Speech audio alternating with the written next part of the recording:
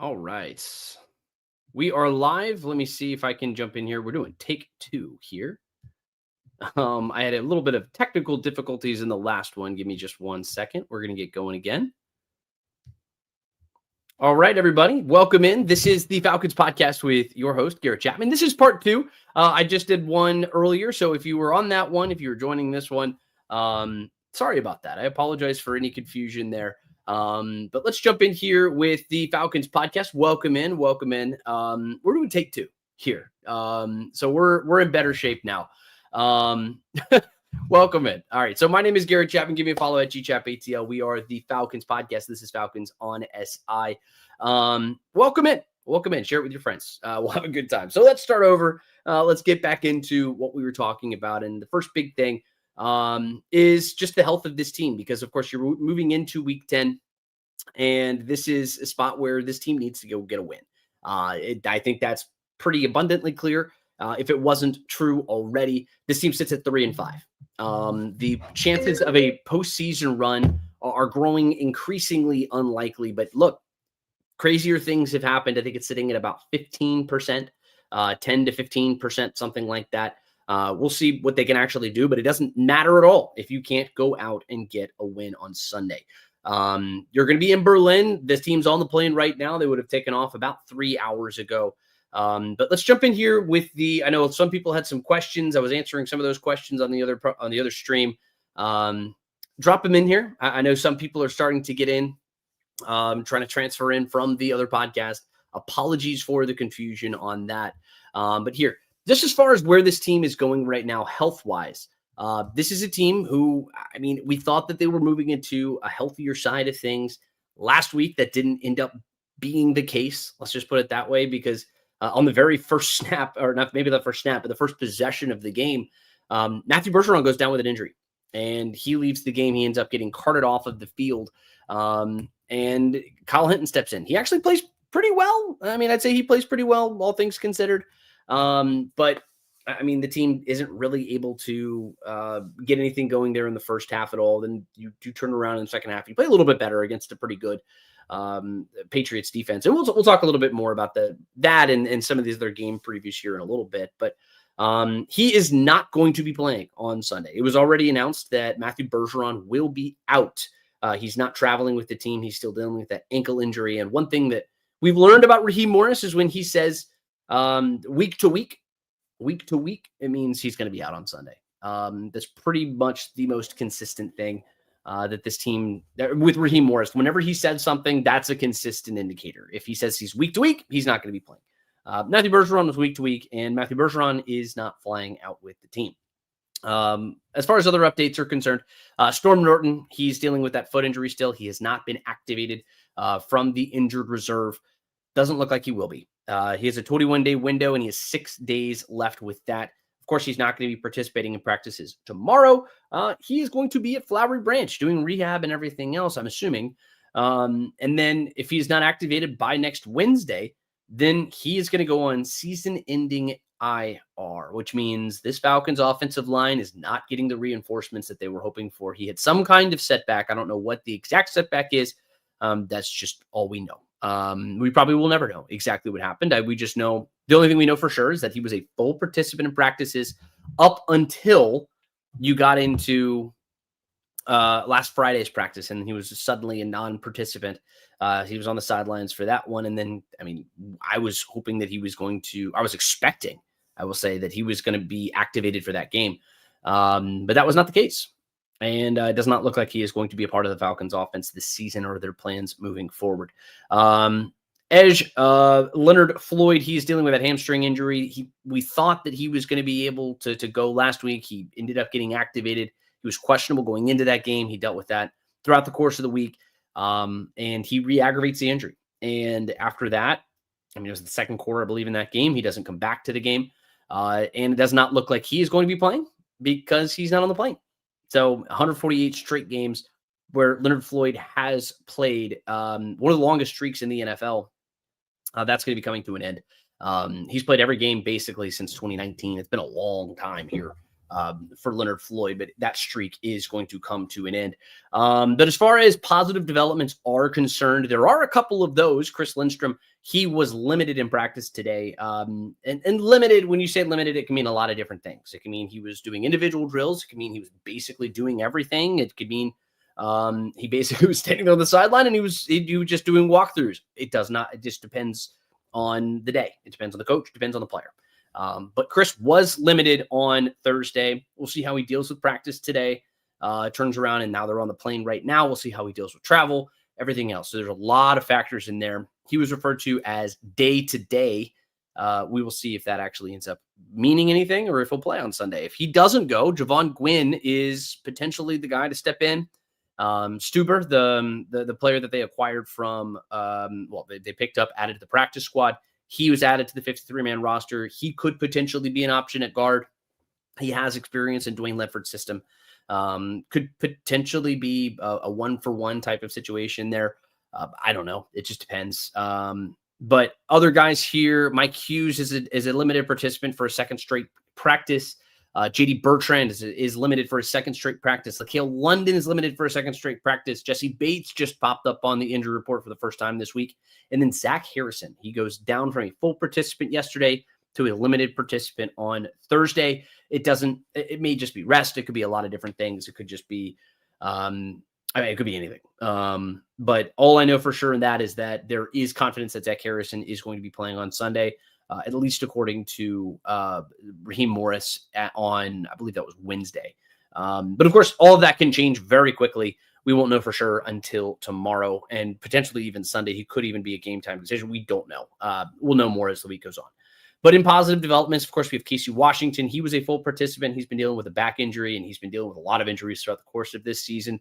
And he's been a bit of a disappointment, I'd say, this year. I mean, he hasn't exactly been playing at a high level, even if he's healthy. He's been a healthy scratch at times this year. And for a wide receiver unit that absolutely desperately needs wide receiver support, he just hasn't been able to step in and do that. He had a really good camp over the summer. It felt like at the time that he was going to be able to come in and be a viable part of this wide receiver core. And then you lose Ray McLeod. He gets cut from this team. Darnell Mooney struggles with injuries throughout the course of the season. And Casey Washington doesn't step in, and Casey Washington doesn't find a role for himself. It seems like he's kind of trending down just in general. And I mean, it doesn't look really good for Casey there. But then as far as Billy Bowman is concerned, he was a full participant again on Thursday.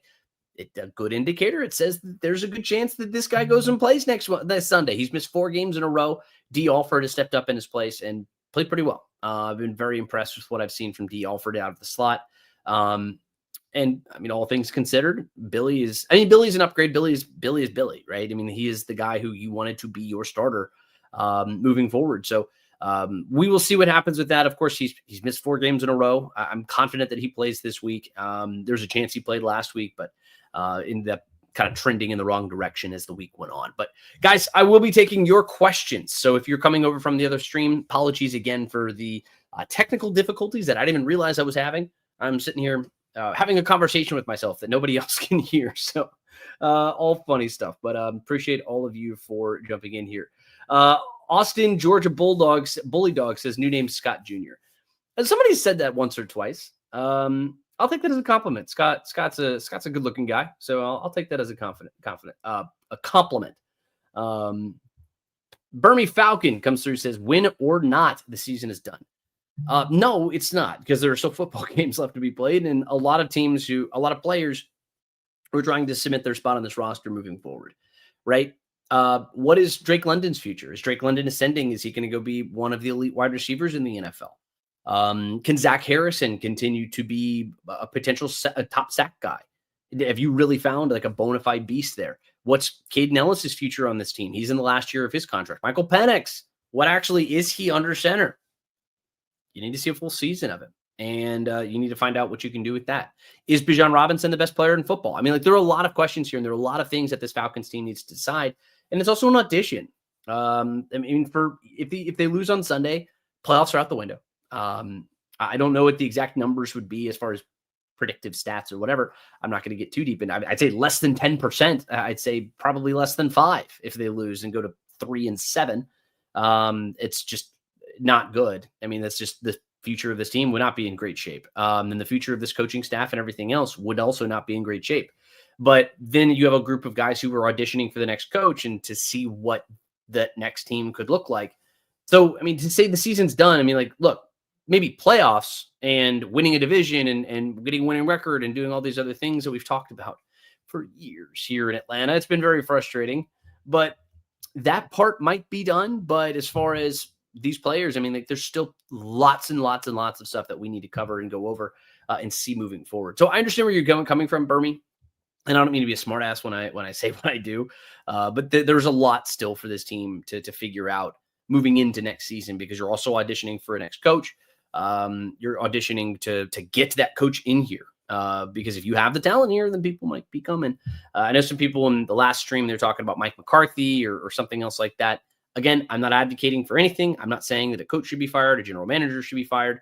I'm just saying if you continue losing games, that's what costs people jobs, and we can address that when we get to it, if and when it does. I'll keep rolling through. If you guys do have questions, make sure to drop them in here. I'll try to get to as many as I possibly can. Count Racula comes through. He says, we would have to go 7-2 to have a shot at the playoffs. No way they pull that off with how inconsistent and banged up they are. Season might as well be over. I mean, I tend to agree. I mean, when I ask the question, it's more of a rhetorical question. I don't think that this team is going to the playoffs. Let's just be very clear about that. They're sitting at 3-5 right now. It's just not a good spot, right? I mean, I don't know what the history is. Maybe somebody on the Google machine can go and check it out for me and see if there's any metrics or numbers on teams who are 3-5, or maybe teams who have 3-game losing streaks who make the postseason. But Count, it doesn't seem like this team is going to get to reach their preseason goals. And a lot of issues have sparked that. You know, I mean, you could talk about inconsistency of the quarterback position. You could talk about inconsistency with the play caller, health. I mean, it could be any number of different things. I mean, you come to me at the beginning of the season, you tell me that Michael Penix misses time.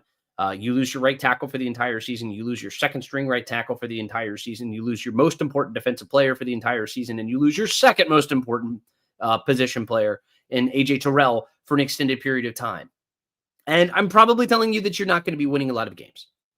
On top of that, you've also lost Drake London for a period of time. Darnell Mooney hasn't been healthy all year. This team has been brutalized by injuries. But Raheem Morris said as much. I've said as much on this podcast. No one's going to feel bad for you. I said it when this team played the San Francisco 49ers. Nobody cares about injuries because they don't matter. You're all pros. Step up, play your position, do your job. And if you're losing games, do your job better. Like, look, that's all it comes down to. And this team is ultimately not winning enough games, and it's not looking good. But it can change in a hurry. You know, there is time. I mean, you talk about being 7-2 over the last some odd games of the season, last 9 games of the season. And I mean, that's probably what you have to do, you know, but you got to find 7 wins. You got to find 7 wins, but you can't get them all at once. You just have to start one at a time. You lose on Sunday, and that's probably all she wrote, because this team is not going 8-0 or 8-1 or whatever it is down the rest of the season. So, but again, 3-5, it's not looking very good here for this Raheem Morris era. Austin Jordan Bully Dog says, easy to say if we lose this game and fall to 3-6, you're going to hear the whole fan base blank better pull the trigger too. Arthur Blank is not a guy who fires guys midseason. I think I said this last week. He's just not somebody who does that. There are a handful of instances where it has happened, or where he's informed somebody that he's not going to be the head coach moving forward, but it's not consistent with Arthur Blank in his leadership style. He lets them finish out the season. And when if you're sitting at 3-6, you lose on Sunday, what does firing Raheem Morris actually do for you? I mean, that's a very legitimate question. Are there other things that you need to go and accomplish down the road? You have to have some goal in mind. If it's something where you really feel like he's holding your franchise back, then you got to pull the trigger and you got to do what you have to do. But I don't think that he is going to get fired if they lose this week. If they go and get embarrassed in Berlin, then there's a chance that it happens, because then that would be 3 times where you've gotten blown out this season. And this is probably the best team record-wise. This is the best team that you've faced all season.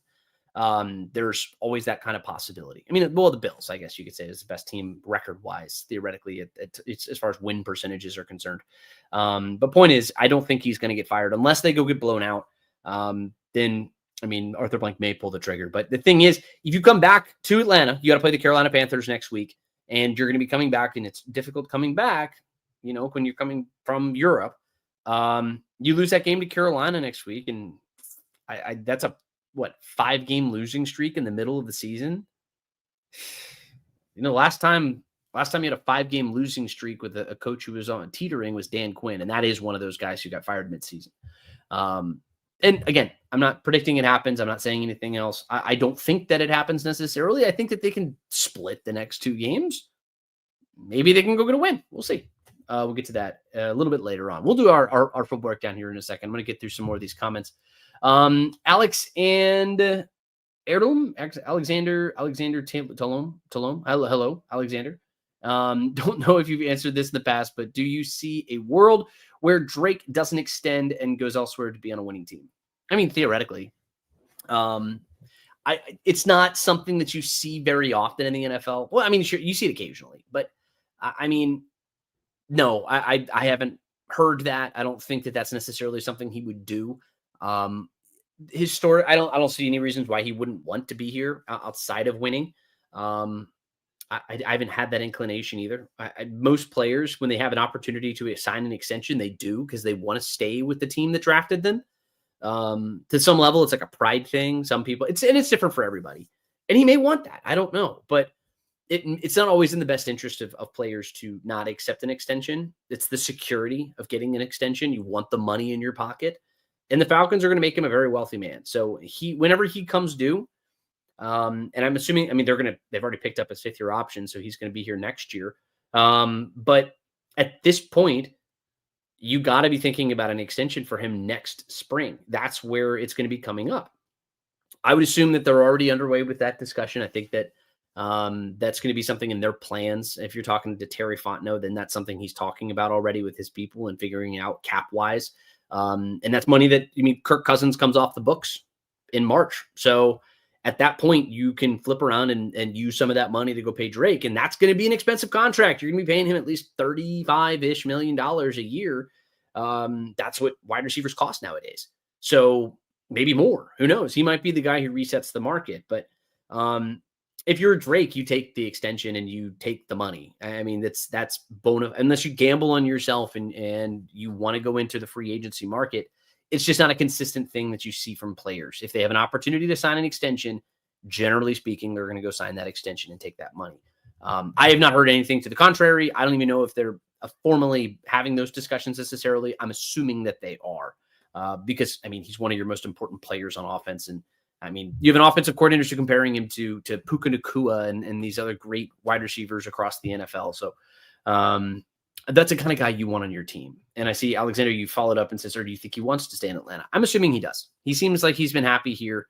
I haven't heard anything to the contrary. Austin Joy Georgia Bully Dog says, Casey has never been good. Even in college, he wasn't very good. Well, he got drafted. That's all I can say. I didn't watch him when he was at Illinois. I really didn't. I didn't know much about him, truthfully, until I started covering this team on a beat. I like him a lot. I think he's a good dude, but ultimately good dudes don't always win football games. You gotta perform at a high level. And to this point, he hasn't been doing that. So his future of this team, I don't know what it is. I don't even know if he's going to be playing on Sunday. He's been a healthy scratch at various times. He's been very disappointing. Alex comes over and says, quarterback is the problem. Well, I mean, he's a young quarterback and he's learning to progress. He's going to make mistakes. But no, I don't think quarterback is the problem. I think that you have certain shortcomings when you have a quarterback who's made fewer than whatever it is now. What is it? 14 starts or something in his career, 13 starts. I mean, 10, no, 12. I don't know. I don't know offhand, but he has not made a lot of starts. Certainly not a full season's worth of starts. And one thing that you see with that are growing pains. And I also don't think that Zach Robinson has done him a lot of favors necessarily. And his wide receiver core hasn't done him any favors at all. So no, I think that this team has a lot of issues. You also talk about his offensive line just being completely banged up and eviscerated in front of him. There are a lot of problems on this team. Quarterback, I don't think is necessarily the problem. You've seen some of the flashes, some of that potential that you've wanted to see. I think he played in that second half. He played really well against New England. That was you had got to have it drives, and he shows up and he does the big thing. And anybody who wants to complain about the intentional grounding, I mean, the ball was snapped into his stomach on accident. Well, not on accident, but prematurely by Ryan Newsel. And he had 3 rushers in his face. So it's either get absolutely eviscerated by the front or throw the ball away. And I mean, it was maybe like that long to react. You like to, and as he progresses, as he gets older, he'll know who's where, who's doing what, like what's going on. Maybe he needs to hit Bijan there. Maybe he was trying to throw the ball at the feet of Kyle Pitts. So the instinct was correct. It's just the outcome wasn't. And it's extremely unfortunate that it ends that way. What we should have remembered that drive as the go-ahead drive, as the one where you're tied. It's not the gotta have it technically, but you're tied in this game because Parker freaking Romo should have hit that damn extra point. If he hits that extra point, we're talking about last week a whole lot differently. And maybe things happen differently. Who knows? Maybe the Patriots look at it differently. Maybe the Patriots could do whatever. You can presume that the Falcons were going to go win that game if Parker hits that extra point, but they also may not have. Everything might have gone to hell in a handbasket. We don't actually know. It's just your kicker robbed you of the opportunity to find out. But no, quarterback is not the problem. We're not that far along with what we know about the offense necessarily. I think Zach Robinson has not done you a lot of favors. Ultimately, I've been critical of him. I know a lot of people nationally have been critical of him. Some of it fair, some of it not fair. But the fact of the matter is you have the best player in football, says Raheem Morris, with Bijan Robinson, and says a lot of people, says me. But he's a guy who's not going right now. He has not been good coming out of the backfield over the last 3 games. Is that him? Is it an offensive line who can't get anything done? Is it a play caller who doesn't know how to get out of his own way? It's a lot of problems. That's all that we know for sure. And no, it is not just Michael Penix. He hasn't had a great season, but he's also had good games. But it's part of having a young quarterback.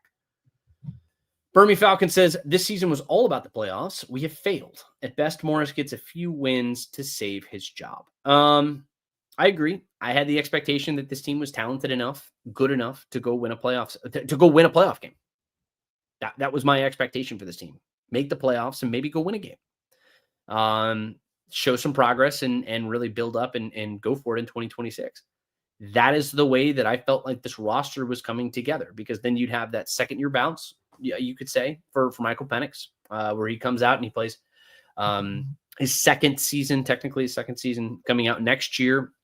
You'd have Drake London in the final year of his contract. You potentially have Kyle Pitts, depending on what you do with his contract and everything else. You have Bijan Robinson, who's been here for many years now. You have an offensive line who's steady and solidified. And it's year 2 of Jeff Ulbrich, and it just felt like next year was that year where you were going to go for a Super Bowl potentially, if things worked out the way that you were thinking they would, or at least the way that they wanted them to. To that point, they haven't. And this team doesn't look like a playoff team anymore. You add the mounting injuries, you add everything else. They can still theoretically make a run at it. I'm not going to predict that. I think anybody who is predicting a playoff run is wishful thinking. Let's just put it that way. It's not impossible. It's not out of the realm of possibility. It's just not something that I think is going to happen anymore. Now you're just trying to see what the future looks like, and whether or not it's going to be Raheem Morris in charge, whether or not it's going to be Zach Robinson calling the plays next year. I'd love to keep Jeff Ulbrich no matter what happens moving into next year. I think Jeff Ulbrich has been the biggest bright spot for this team in this season. And I mean, it's been a pleasure to work with up there at Flowery Branch, and I'd love to keep him here. But as far as everybody else, again, I'm not advocating for anything. It just depends. And it's a wait and see type of situation. Austin says, well, when most of our losses come from coaching decisions, you're going to lose your job. Morris is lost as a coach. I mean, look, he's made some mistakes. I don't put a lot of, not everything at his feet. He's made some questionable decisions. I mean, you talk about the challenge, you talk about, just certain game situations, timeouts, whatever, going back to last season. He's made mistakes. But I think the biggest thing for this Falcons team is a lack of execution. But ultimately, where does the buck stop? It's going to go to the head coach. If you're losing games, it's going to fall on Raheem Morris. He knows that. Everybody knows that. Everybody accepts that fact. And I think that this team has struggled with execution throughout the course of the season, but it's on him to get it right. And you can only say the phrase, we're going to get it fixed. We got to get it fixed. You can only say that so many times, because at some point it becomes, okay, well, who's going to go get it fixed? Not we're going to get it fixed. Who's the next guy to come in and fix it? You can only say that so many times. Just to your point, Austin. All right, keep on rolling through. Burmy says, based on historical data and probability models, a team starting the season 3-5 has about an 18% chance of making the playoffs. Okay. So that's pretty much what I was saying. I'd say I might have been a little bit lower than that. I think, what did I say? 10%? I don't know, Burmy, but thank you for that data. That's a really good data point. But you come into the playoffs right now the NFC standings. Let me pull it up. I actually was just looking at it a second ago.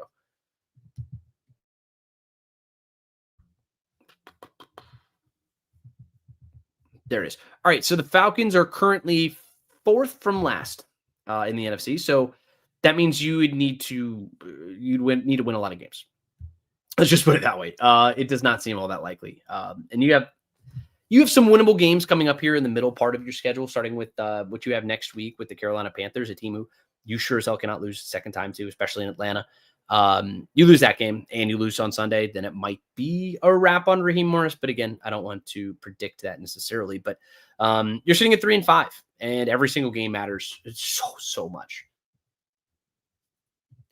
Austin says, this guy came in here and said we're a quarterback away, and he was right, but we're also a coach away from being playoff bound. Morris ain't it. This whole staff ain't it. All right. Well, fair. This team did feel like that. You made moves like that. And I know, I don't know, I think it was on the last stream. Somebody said something about Terry Fontenot getting another head coach and hoping it was Mike McCarthy or whatever. That's ultimately, if your general manager doesn't get 3 head coaches. It just doesn't happen, especially if the general manager is in a spot where he has not led a team to a postseason run, to the postseason a single time, a winning record a single time while he's been in charge. Now, not all of that falls back on his head. I want to make that very clear. Not all of that is on Terry Fontenot. Some of it is on other things that are out of his control, let's say. But this team is not set up for success in the best possible way. There have been blunders. There have been mistakes from Terry Fontenot, and I think he'd be the first to tell you. I mean, you talk about Troy Anderson, just a complete disaster. You have Braylon Trask, but some of this too is like you look at a guy who's having to draft for several different play styles on defense. How many defensive coordinators has he drafted for? He's had to draft for 2 head coaches. How many offensive coordinators has he had to draft for? Not everybody has to do that over the course of 5 years, right? It's been a bad situation. And his first 2 years, he wasn't really able to do anything. You had to get out of the cap hell that you were sitting in. So it's been a difficult spot for Terry, but ultimately the proof is not on your side. You've not been able to turn this team around in the way that you needed to. But we'll see with Terry. I mean, again, none of this is a completed story. We have one more chapter that we have just written in this book of this season, and we are still far from finished. We still have a little ways to go. Let's keep on rolling. I want to talk about this game. All right, so keep asking your questions. I know a lot of people still jumping in here. Thank you so much for joining us. We're about half hour into the podcast here at this point. While you're here, make sure to share, make sure to like, and make sure to subscribe. I know a lot of people here on Facebook or on YouTube specifically. All you got to do is click on the icon, click that subscribe button or follow. It takes 2 seconds. We're not going to send you any emails. We're not going to do anything else like that, but it gives us some support and kind of keeps you tuned in on everything that we got going on here with Falcons on SI. But let's talk about this game coming up here on Sunday. Big key here for the Falcons coming in, and easier said than done. Some of these things are just easier said than done. Hold the Colts to 20 points or less, because this is a team who's scoring 30-plus points a game. It's one of the highest scoring teams of recent memory. But this is also a team led by Daniel Jones. Let's keep that in mind. This isn't Patrick Mahomes. This isn't MVP Matt Ryan. This isn't anything like that. It's potentially Opoy, Offensive Player of the Year with Jonathan Taylor. But But no, the whole thing is you have to keep this team below 20 points. In fact, at 20 points. If you do that and score 27, then that would hold true with every positive result that teams have had against the Colts this season. 27-20 has been the final score. But if it's 20 points or less, it's 0-2, 7-0 when they don't. And the one consistent thing with that specifically is that teams are forcing Daniel Jones into mistakes. You're getting some interceptions. You're forcing him to throw picks. In games where he wins, he doesn't turn the ball over. I mean, you talk about a team who had 3 turnovers in the first 8 weeks of the season. Then they turn around last week with the Pittsburgh Steelers and have 6. They got sacked 5 times.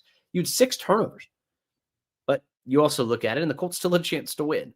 It was 27-20. That was the final score, 27-20 in that, and as the final score in that game.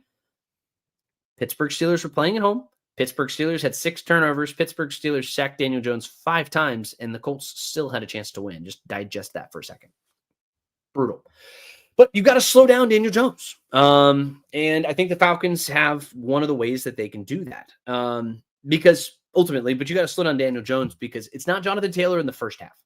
The way that it's worked out here with this Colts team this year, from what I have watched from them, is slow starts from Jonathan Taylor, and then they just pour on in the second half.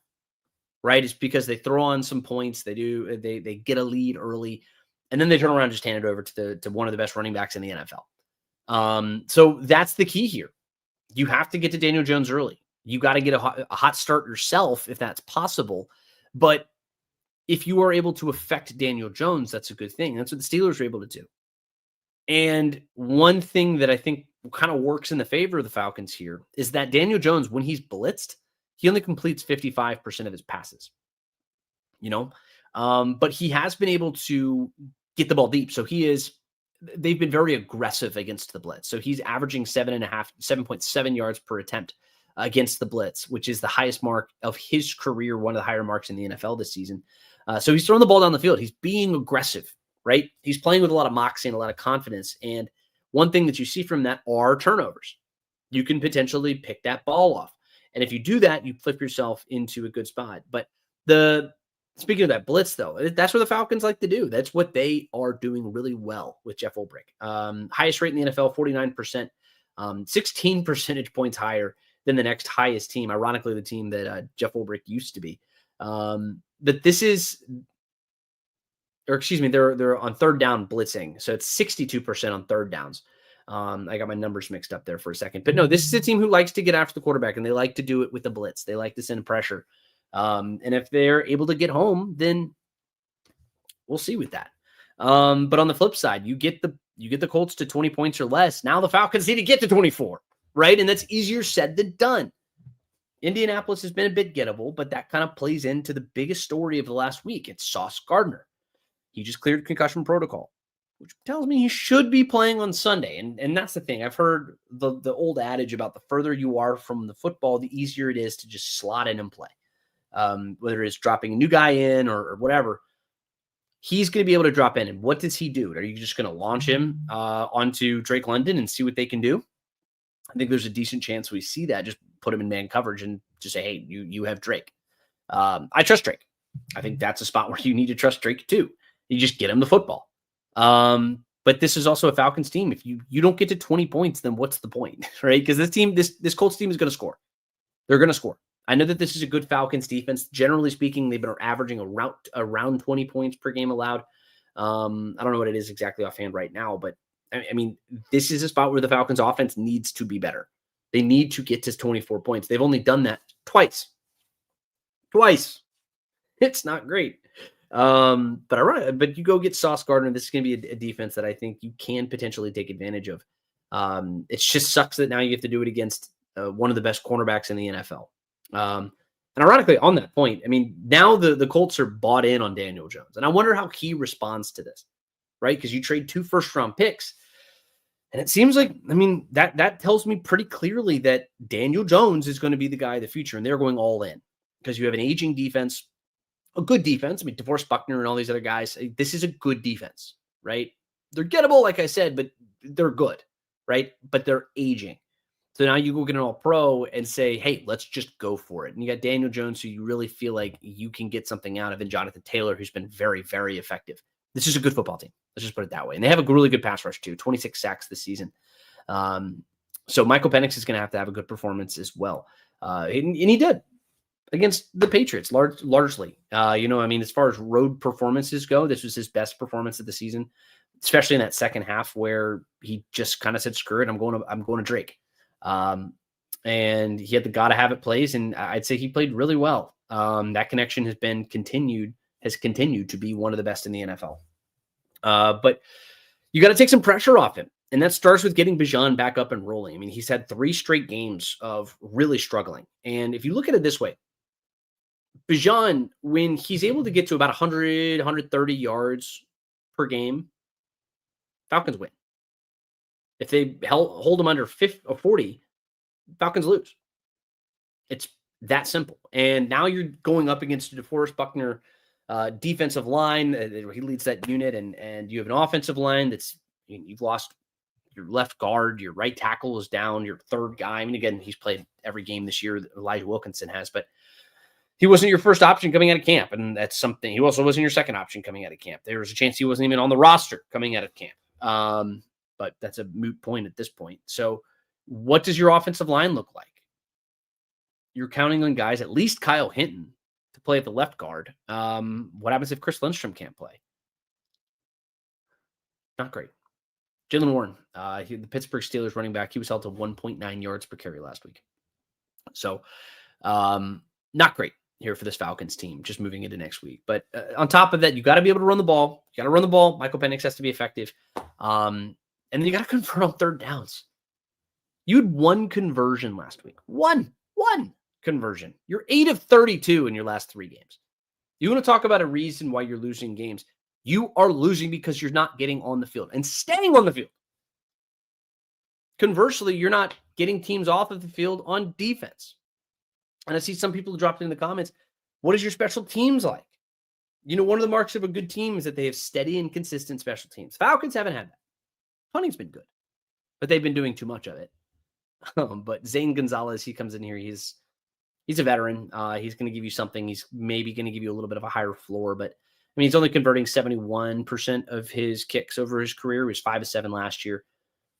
You just need somebody who's going to be steady. He's a veteran presence, and that's kind of what they're doing. All right, I'm going to take a quick break. I'm going to drink some water. I've been going for over an hour now, so give me a second.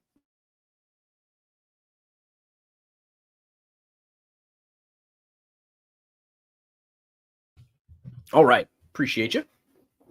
Yeah, in case anybody was just joining us, I had a different pod, and then I didn't have sound on it for some reason. Now we do, and I've been talking for a good little bit. But no, like I was saying, special teams blunders, you need to put those behind you. This is a Colts team that's not going to make a lot of those. They're pretty consistent there. But I already mentioned Jonathan Taylor and slowing him down. If you do not get a handle on this wide receiver core, like Josh Downs and Tyler Warren and these other guys, you have some really good playmakers here, then it's going to be the Jonathan Taylor show. And this is a Falcons defense who doesn't stop the run all that well. That's just kind of where they stand. And who's going to be your starting linebacker? J.D. Bertrand's probably going to be the guy who you roll out first, but Ronnie Harrison, what kind of role do we see from him? He took over a lot of these snaps last week. They cut Taquan Graham. He's one of your only guys who is above 300 pounds. He was a healthy scratch last week. But this is just a tough situation here. It's not a great matchup. I actually thought you matched up a lot better with the team that you faced last week, and you lost that game. HFW. You spent more time explaining the sip than sipping. I love when hosts do that. That's hilarious. You're right. I just wanted to set people up. I didn't want to make people think I was just kind of going off of nowhere. Yeah, you're right. Oh, that's funny, Halsey. All right. But no, my last thing here is this is a must win. We've talked about this throughout the pod, and you haven't had a win in a while. And if this is a team who still expects something from itself, then you got to go out and get a win. You have to. Otherwise, this team is just not going to go get it done. And somebody needs to step up. And that's the thing.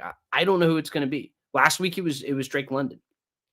And he had an incredible performance, right? It wasn't enough because you had other people let him down. And you can't have that happen against a team that's as effective as the Colts are.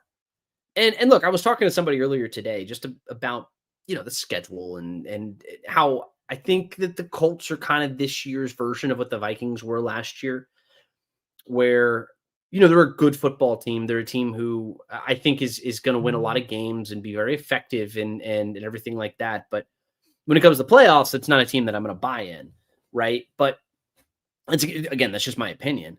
But they're still a team who's 7-2 in the NFL. You have to be a certain level of dominant to be able to say that fact.